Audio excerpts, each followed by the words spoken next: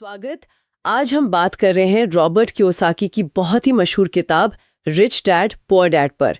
ये किताब 1997 में आई थी और पर्सनल फाइनेंस की दुनिया में तो जैसे एक क्रांति ही ला दी इसने। और इसका जो आधार है वो बड़ा दिलचस्प है। लेखक अपने दो पिताओं से मिले पैसों के सबक मतलब आर्थिक सबक बताते हैं।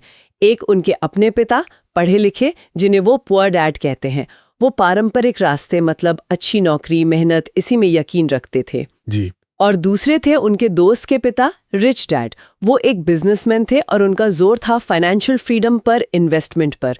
तो आज हम कोशिश करेंगे कि इस किताब के जो मुख्य आइडियाज हैं उन्हें समझें। बिल्कुल। और ये किताब एक बहुत ही बुनियादी सवाल उठाती है कि क्यों अच्छी पढ़ाई और नौकरी के बाद भी कई लोग फाइनेंशियली स्ट्रगल करते हैं, जबकि कुछ दूसरे लोग शायद उतनी पढ़ाई ना भी की हो अमीर बन जाते हैं। इसकी जो सीखें हैं वो काफी दिलचस्प हैं। हाँ, और शायद सबसे पहली और सबसे ज्यादा सुनी जाने वाली बात, अमीर पैसे के लिए काम नहीं करते, पैसा उनके लिए काम करता है। सुनने में बड़ा अच्छा लगता है, पर इसका असल मतलब क्या है? हाँ, ये कियोसाकी की फिलॉसफी का बिल्कुल कोर है। किताब कहती है कि ज्यादातर लोग, जिन्हें वो गरीब या मिडिल क्लास कहते हैं, वो अपना टाइम बेचते हैं पैसे के लिए, मतलब सैलरी। अच्छा। अगर काम करना बंद तो पैसा आना बंद।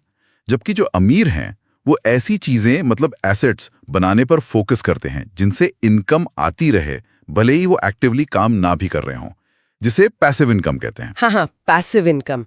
तो इसका मतलब ये हुआ कि सिर्फ सैलरी पर डिपेंड रहना कियोसाकी के हिसाब से ये एक तरह का जाल है। बिल्कुल।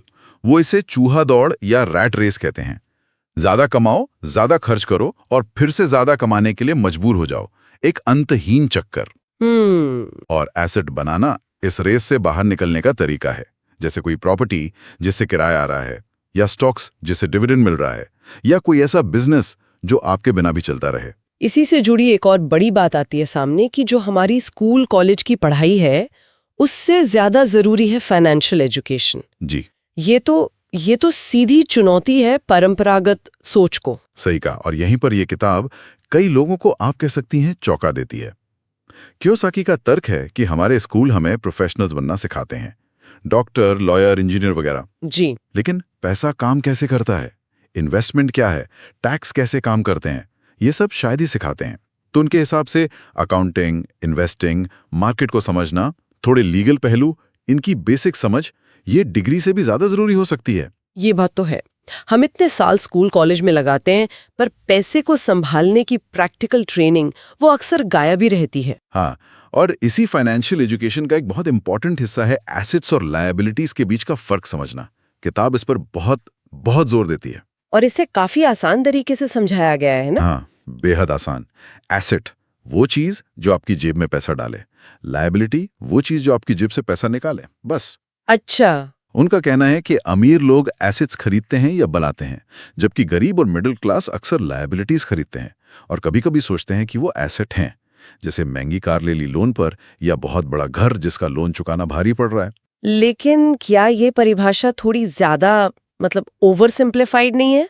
जैसे आपने घर का उदाहरण दिया, असल जिंदगी में तो चीजें थोड़ी कॉम्प्लेक्स होती है।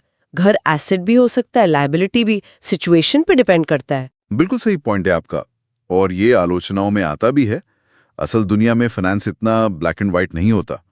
लेकिन मेरे ख्याल से कियोसाकी का मकसद यहाँ कोई डिटेल्ड फाइनेंशियल एनालिसिस देना नहीं है।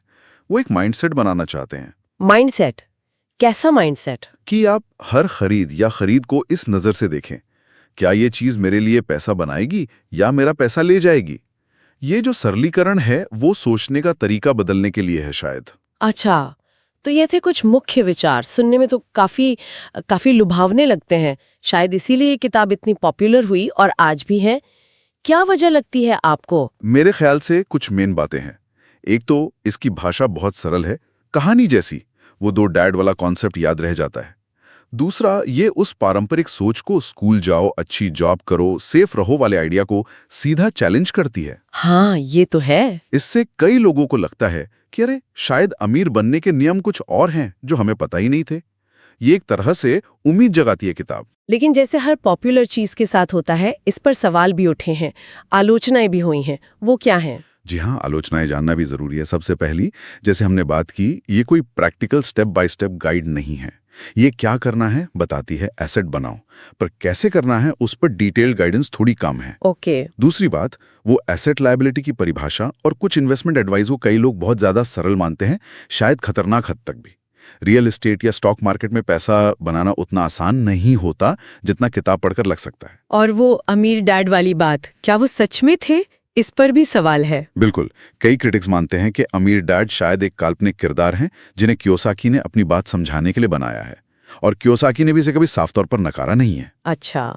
और एक आलोचना ये भी है कि ये एंटरप्रेन्योरशिप और रियल एस्टेट पर कुछ ज्यादा ही जोर देती है, जो शायद हर किसी के लिए ना तो मुमकिन है, ना ही सबकी रुचि उसमें होती है। ये रिस्क लेने को बहुत ग्लोरीफाई करती है, जो सबके लिए ठीक नहीं हो सकता। हाँ, वो बस अमीर बन जाओ वाला एंगल थोड़ा अव्यवहारिक लग सकता है, खासकर बिना किसी ठोस प्लान के। तो कुल मिलाकर हम ये कह सकते हैं कि रिच डैड पुअर डैड एक डिटेल्ड फाइनेंशियल गाइड बुक नहीं, बल्कि एक माइंडसेट बदलने वाली मोटिवेशनल किताब ज्यादा है। बिल्कुल सही। इसे एक फाइनेंशियल प्लानिंग मैनुअल समझना शायद ठीक नहीं होगा, लेकिन हाँ, इसका सबसे बड़ा योगदान यह है कि इसने दुनिया भर में लाखों करोड़ों लोगों को पहली बार personal finance, investment, passive income, इन सब चीजों के बारे में सोचने और सीखने के लिए मोटिवेट किया। इसने लोगों को ये एहसास दिलाया कि अपनी फाइनेंशियल सिचुएशन की जिम्मेदारी उन्हें खुद लेनी होगी, स्कूलों या सरकारों के भरोसे नहीं बैठ सकते। ये एक बहुत जरूरी बात है। तो चलिए आज की चर्चा को यहाँ रोकते हुए एक सवाल अपने श्रोताओं के लिए छोड़ जाते हैं। अगर हमारी पारंपरिक शिक्षा हमें आर्थिक रूप से सुरक्षित और समझदार बनाने के लिए पूरी तरह से तैयार नहीं करती है, तो आज के इस दौर में जब जानकारी इतनी आसानी से उपलब्ध है, अपनी फाइनेंशियल समझ को बढ़ाने के सबसे असरदार, व्यावहारिक और भरोसेमंद तरीके क्या हो सकते हैं? ऐसे तरीके जिन पर कोई भी अमल कर सके, इस पर जरूर सोचिएगा।